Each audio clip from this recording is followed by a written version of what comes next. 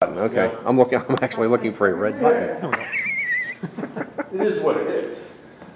Well, I finally got a chance to interview the coach, so I figure I have to get him behind the bench.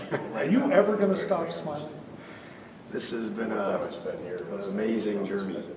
It's taken an awful long time to get here, but my wife and I both said the same thing.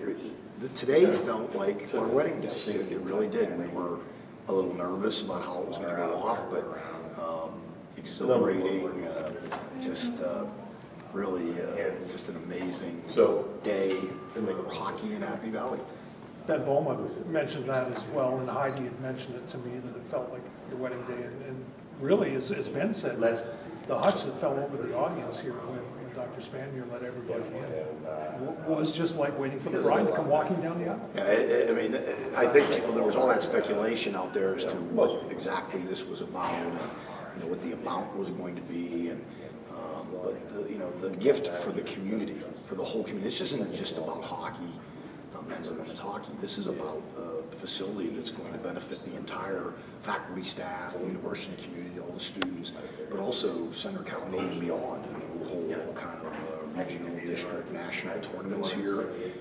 We'll have figure skating shows from all over. And, hope to get the NHL and AHL teams up here. And, we'll do concerts in the facility. We'll have graduation ceremonies in the facility. There's so much that can go on there. And the big difference here is you're talking about a facility that's going to be paid for lock, stock, and barrel, and an endowment that's going to help you fund the program so that the program can then generate ticket revenue and other revenue sponsorships, that sort of thing, that this will be a self-sustaining program, and actually we hope it will make money. A couple of things, speaking of making money, women's hockey is also going to come as a varsity sport. And there is the perception, and I think the facts back it up, that women's hockey can be a money loser. Any concerns financially? We don't want to get too much into the financials, but it is an issue. Yeah, but the bottom line is it's a perfect fit for our facility, and it's like you got to start somewhere and build the program. And we will. I mean, I think you've known me long enough to know that I'm not just about hockey. In order for a facility of this nature to work, you really have to be conscious of the whole constituency that's going to use the facility. That's intramurals, public skating session, group lessons, daycare. Weezers and geezers. Weezers and, we play in the NHL and the OHL, That's right. The Nittany Hockey League and the Old Man's Hockey League. So, it's going to take a lot of different user groups to make this work. And I think that, years ago, my old roommate, Vinny Scalamonia, actually put a challenge out to the girls and said they wanted a team. Say, hey, you get 15 girls to come up, we'll put a team together. And to their credit, they did. They made it to the ACHA Final Four a couple of times, and Most Drummel's done a great job with them. And I anticipate that they'll be able to be very competitive very quickly as well. What do you think this means to the ACHA? There's a lot of chat already on the ACHA forums that losing Penn State in Division I could, is obviously going to have a huge impact. But we hope that it'll inspire schools and other donors. Terry's vision was for this to be transformational for college hockey in a positive way. When we started the ACHA, Tom Keegan and I had a little, vision about how, someday we'd love to see Arizona and Arizona State playing on television, and having Georgia play Georgia Tech, and USC playing UCLA, and Tennessee playing Georgia, and those sorts of things. Well, people forget that when we played at Arizona, we used to get 7,200 people at those games. And so I think that we're hoping that what this will really do is inspire some other people to take a hard look at, hockey, the growth of which has, continued to be phenomenal, and the interest is at an all-time high. And, we hope to capture that. And, we hope that, again, that what this will do is bring a brand as popular as Penn State's to the national scene. I think will be a positive for everybody. It's so good to see so many faces, from John Dufford through Roy Scott, some of your former players, Ben Bowman being one of them. The one guy that wasn't here, but his spirit was felt, is the Godfather.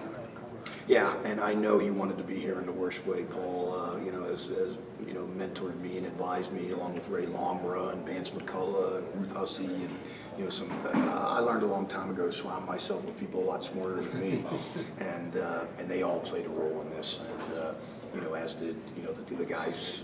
You know, don't ever forget the importance of the players' parents, the boosters, our sponsors. You know, people that stuck by us through this whole thing, and you know, it just is amazing to see it finally, you know, get to this point. And let's make sure we're clear on this. This does not happen without the generosity of Terry and Kim Pagula and their family. And, you know, I know that he knows what this means to me. You know, but we have a shared passion and a love for the game of hockey. And, you know, I think that Penn State will continue to be the beneficiary of a lot of support from the Pagula family, because they just love the institution. And the Isers family as well, as he mentioned too.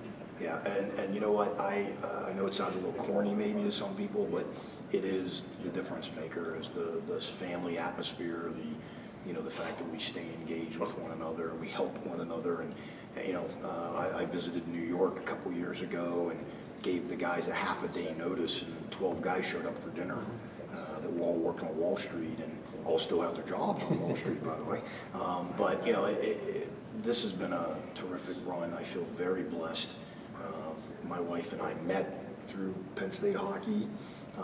You know, our children grew up watching it. My parents have been fortunate. Her parents, you know, when her mom was alive, and you know, her dad, Smitty's 90 years old, and he still comes out to watch the hockey games. Absolutely. And, you know, it's really been a family affair, and you know, we know that moving forward, we don't want to lose that.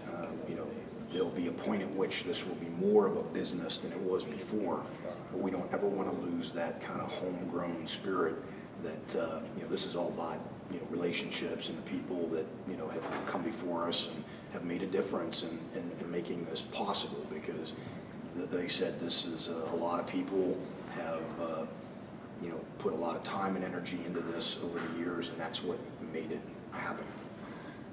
Lastly, you want to quash the rumor? You want to go back behind the bench? You're behind the bench now. You want to do the joke? This about no. My right leg is 2 inches shorter than the other one from all those years of. I was going to ask you if you want to do a Joe Boss stuff. No. I really, my hip's killing me now. As much as I would love to do it, I think it would be a great challenge, a lot of fun. I coached for 25 years. As you know, it takes an awful lot of energy. And hockey is the longest season in the NCAA. It starts in October, goes all the way to the beginning of April. You don't get Thanksgiving off, you don't get Christmas off. There is no blackout period for recruiting, so there's no downtime to just kind of kick back and relax. And you know, I just think my goal, and I wrote this sheet out when I was 21 years old, was to someday be either an athletic director or the president or general manager of a professional team in ice hockey, and that still remains my goal. I think, you know, as much fun as coaching was, it takes an awful lot out of you, and you know, in hockey in particular, it's a young man's game, and I would rather be sitting in the stands with our benefactors, the Pagulas, watching the game, so I can be yelling at the coach right along with them instead of them yelling at me. So, but it's been a fun time. You know, the people are what make this special. It's the Iser family. Absolutely. Well put, Joe. Congratulations. Thanks, Steve.